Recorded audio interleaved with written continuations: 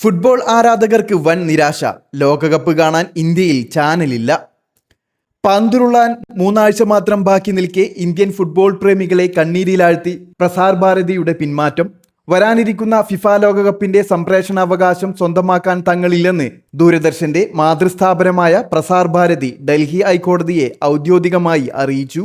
ഇതോടെ ദൂരദർശനിലൂടെ കളി കാണാമെന്ന ആരാധകരുടെ അവസാന പ്രതീക്ഷയും മങ്ങി. ജൂൺ 12 മുതൽ ജൂലൈ 20 വരെ അമേരിക്ക, കാനഡ, മെക്സിക്കോ എന്നീ രാജ്യങ്ങളിലായി നടക്കുന്ന ഫുട്ബോൾ മാമാങ്കം ഇന്ത്യയിൽ ഏത് ചാനലിലാണ് കാണാനാകുക എന്നതിൽ ഇപ്പോഴും കടുത്ത അനിശ്ചിതത്വം തുടരുകയാണ്.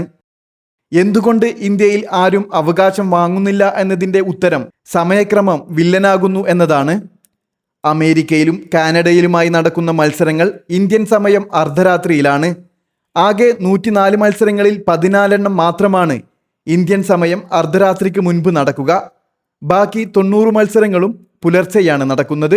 ജൂലൈ 20 നടക്കുന്ന ഫിഫ ലോകകപ്പ് ഫൈനൽ മത്സരം ആരംഭിക്കുന്നത് ഇന്ത്യൻ സമയം അർദ്ധരാത്രി 12:30 ഇന്ത്യൻ വിപണിയിൽ നിന്ന് $100 ദശലക്ഷം, ഏകദേശം 965 കോടി രൂപ വരുമാനമാണ് ഫിഫ പ്രതീക്ഷിക്കുന്നത്. എന്നാൽ ഇത്രയും വലിയ തുക മുടക്കിയാൽ അർദ്ധരാത്രിയിലെ കളിക്ക് പരസ്യവരുമാനം ലഭിക്കില്ലെന്ന ഭയത്തിലാണ് ഇന്ത്യൻ ചാനലുകൾ. ചരിത്രത്തിലാദ്യമായി 32 ടീമുകൾക്ക് പകരം 48 ടീമുകളാണ് ഇത്തവണ മാറ്റുരക്കുന്നത്. മത്സരങ്ങളുടെ എണ്ണം 104 ഉയർന്നു. കഴിഞ്ഞ 2022 ഖത്തർ ലോകകപ്പിൽ ഇന്ത്യയിൽ 74.5 കോടി പ്രേക്ഷകരാണ് കളി കണ്ടത്.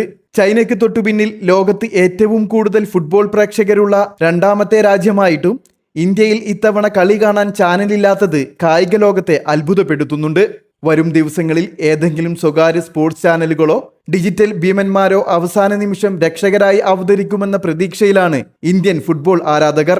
News desk, news bag.